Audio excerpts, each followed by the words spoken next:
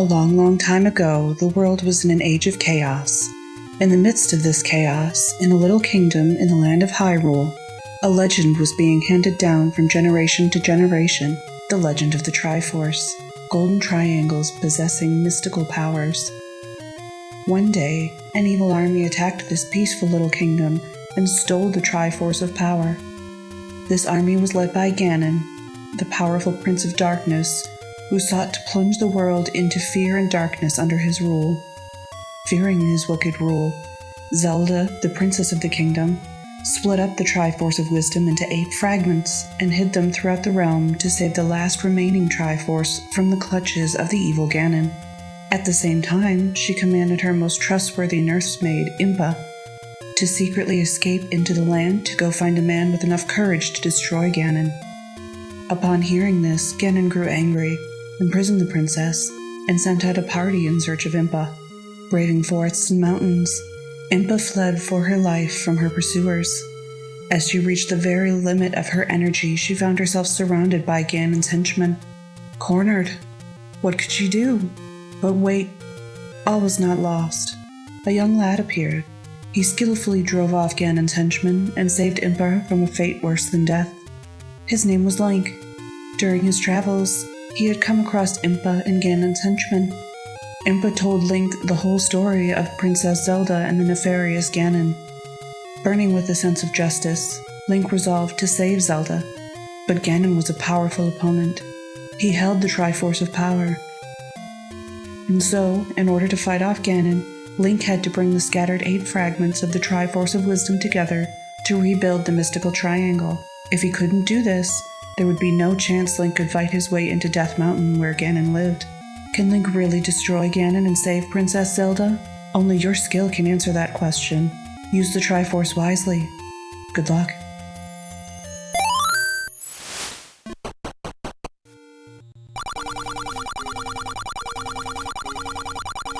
These are the words that greeted the player in 1986 in the first cave and the first entry of a true gaming miracle, The Legend of Zelda. Like most miraculous acts, the genesis of The Legend of Zelda originates at the intersection of key random moments. Adult Shigeru Miyamoto's childhood love of exploring caves in the fields and woods of Kyoto in Japan, and Tekashi Tezuka's interest in Western fantasy, such as The Lord of the Rings. The chief goal was twofold. The first was to contrast their other game, jointly developed alongside The Legend of Zelda, Super Mario Bros. Where the latter is focused chiefly on linearity, the former was developed to focus on exploration, giving players a wider range of experiences to find on their new console. The second, and as a player, the most important, goal was to replicate the feeling that Miyamoto had exploring the aforementioned caves, lakes, and forests of Kyoto. He envisioned it as something of a coming-of-age tale with which the young audience might be able to identify. Immersion is directly proportional to emotional investment mind, so the desire to enrich the player's gaming experience through unknown exploration was fundamental to the design, and the core philosophy of the game and gameplay is best summed up by this particular moment. This one declarative moment is perhaps the most profound single sentence in all of gaming history, and fittingly enough, sums up the predicament facing the player in a single stroke of genius. It is up to the player, weak and alone, thrust into a violent world without any real direction, to carve out their own path in the mysterious world of Hyrule and overcome its greatest challenges with only the tools they are clever and insightful enough to discover. And the genius of its design still blows my mind to this day. In the earliest era of gaming pop culture, games had been focused primarily on more traditional, sports-oriented metrics like score or 2-player competition. Graphical adventure games existed, mostly on PC of course, but those were generally low on action concepts and still confined to strict ideas of linearity. Oftentimes a mistake might hardlock the player out of progression without any indicator. 2 factors that made them relatively niche and obscure. But in the 1980s, the concept of action-adventure was popularized, and it nuked traditional gameplay mediums from orbit when The Legend of Zelda launched. And it's fairly easy to see why, because the standard it set continues to dominate gaming even today. Even if you've never played this game, you've experienced the precedent it set through its offspring it generated.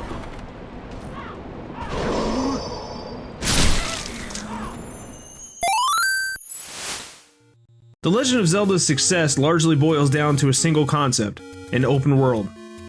Though not really the first, The Legend of Zelda set what I would consider the genetic thumbprint of modern open world design.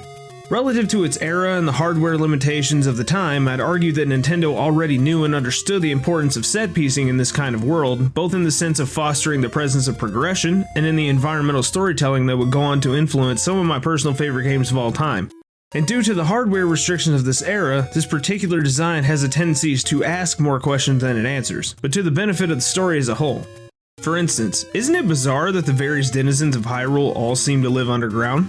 There's actually a story purpose for this, although I imagine the majority of it was written long after the release of the game. In spite of that though, there's nothing about that particular detail in the game, leaving the player to ponder its implications. And this is actually good design if you want to set yourself up for a franchise, which, you know, it did. Basically, the game setting is in the era of decline. In this era, the Demon King Ganon acquires the Triforce of Power and attacks the Kingdom of Hyrule, which has been reduced to a fraction of its former self. This follows the Golden Era, but we won't be discussing that in this video. But in effect, the canonical reason for this is that the remaining population has gone into hiding. But there's a sense of this written into the world's design, as these caves tend to be the only safe havens that Link will face on his travels, and many of these locations are extremely cryptic in placement. I remember the first time I discovered this lady behind the waterfall who commands the player to go up the mountain ahead, which is the solution to the puzzle of the Lost Woods leading to dungeon number 5. Now as a kid, and more so upon release, Nintendo knew that this would be cryptic, but they were banking on word of mouth spread across playgrounds and in offices to help people discover secrets about the game.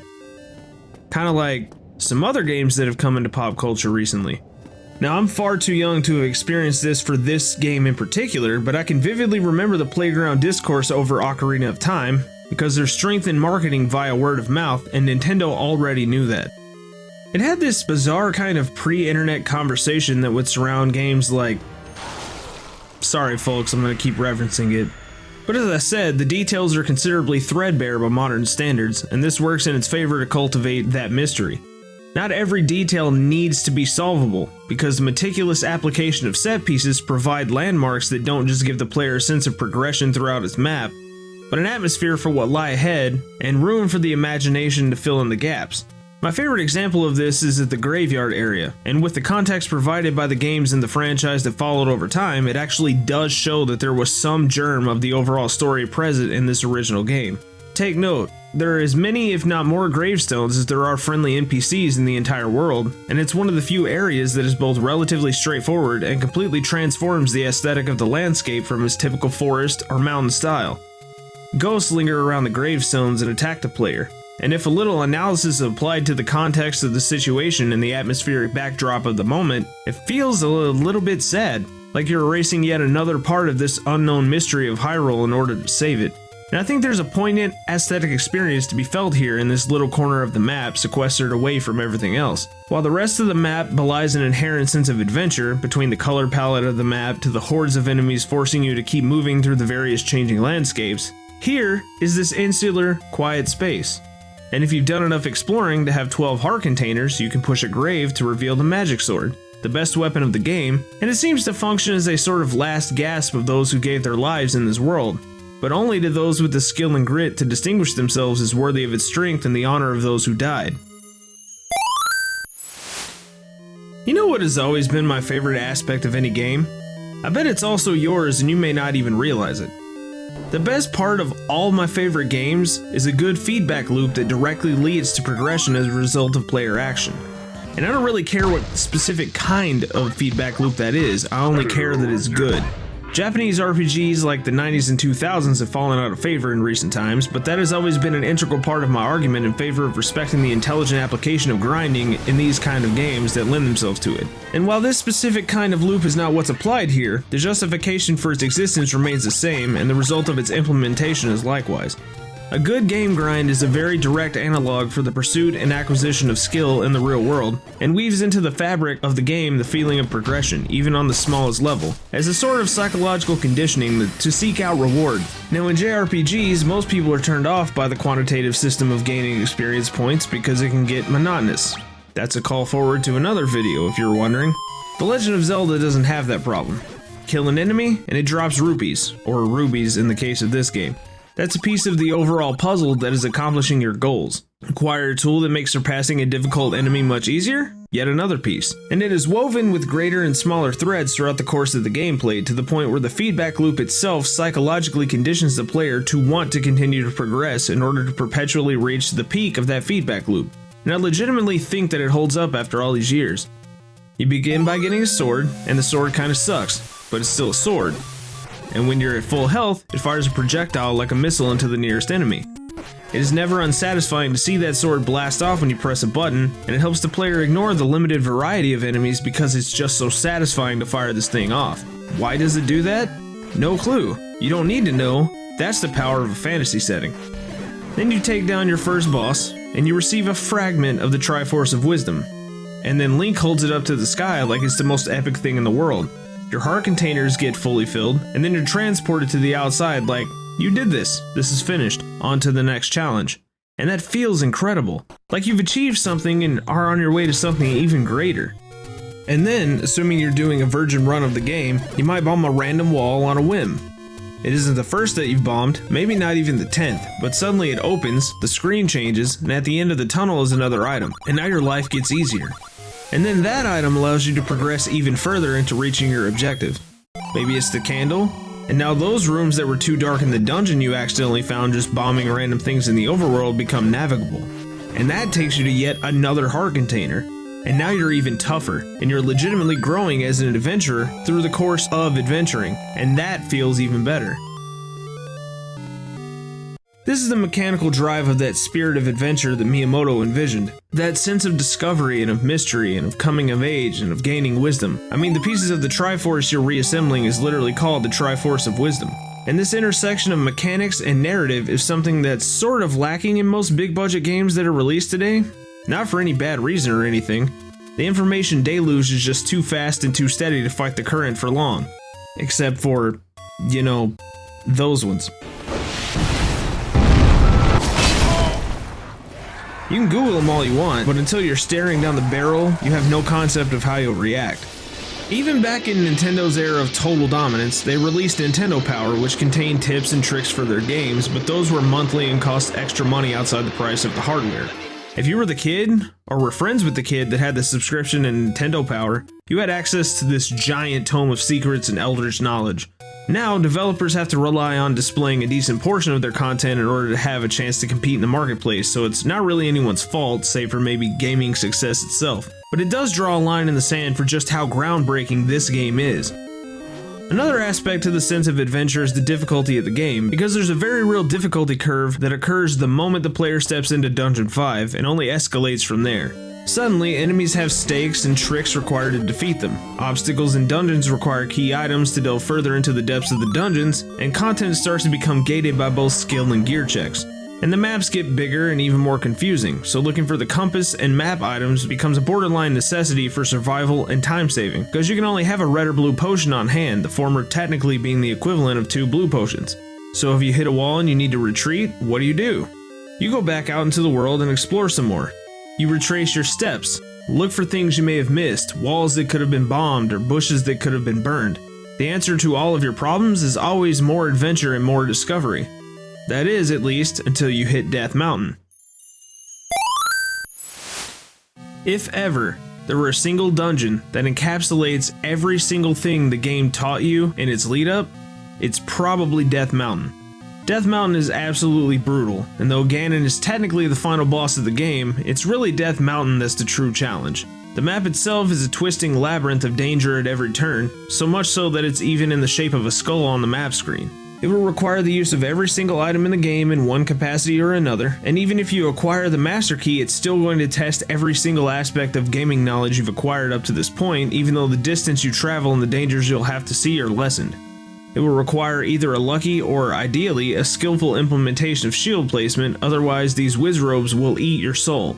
You'll have to manage your space and your distance around obstacles, otherwise these likes are going to eat your upgraded shield and make your default shield useless against magic attacks. You'll have to bomb your way through certain walls, check logical placements of blocks for those that are pushable to find secret staircases, and in the end, when you stand toe-to-toe with Ganon, you will have to have acquired the bow and the silver arrow on top of dancing to the rhythm of his wholly unblockable magic attacks that are both fast, don't have much of a pattern if any at all, and you can't even see the dude until you hit him with, hopefully, the Master Sword. Don't have the master key? Good luck, because your path to victory is even longer and less logical than it already would be. Don't have every heart container? Everything is less forgiving. And if this is your first time climbing Death Mountain, I absolutely recommend spending the time to find the red ring, which divides the amount of damage you take by an additional 50%. And even then, I still got my ass kicked a few times, and I've beaten this game several times in my life. Don't have the completed Triforce of Wisdom? You're not even getting into the gate, buddy. Your adventure must be this high to ride Death Mountain. But it calls back to the old man in the very beginning before the player ever embarks on this incredible journey through Hyrule. It's dangerous to go alone, take this. This single statement, which I called one of the most profound in all of gaming, started off as a simple call to action in this game that nobody could have known would spawn a franchise and become the juggernaut that it is today.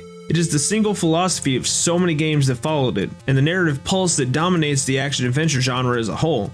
But before games were ever dominated by narrative, this was merely the developers telling you how to survive. Trust in the items and the skill you've acquired in using them, and in the spirit of adventure, you will triumph.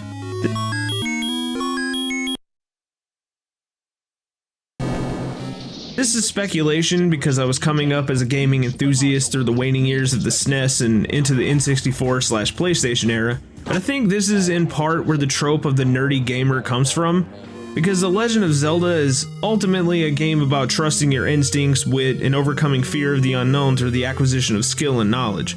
And the combination of these factors is what leads to the ultimate payoff, the moment when you surpass your limitations and triumph over the evils that plague Hyrule. And that's kind of the intrinsic beauty of these early games found in the NES library. The idea of triumph as its own reward, and The Legend of Zelda kind of encapsulates that better than most of the games on the platform. But just like the call to adventure in gaming and the player's desire to triumph and win, we all know the story of Princess Zelda, of Link, and of the Triforce would be far from over. The story is about to get darker, deeper, more difficult, and more experimental. Because where there is a hero, there is also a villain. The looming presence of evil lies in wait just over the horizon, and The Legend of Zelda would be far from over. I think you know what's coming next.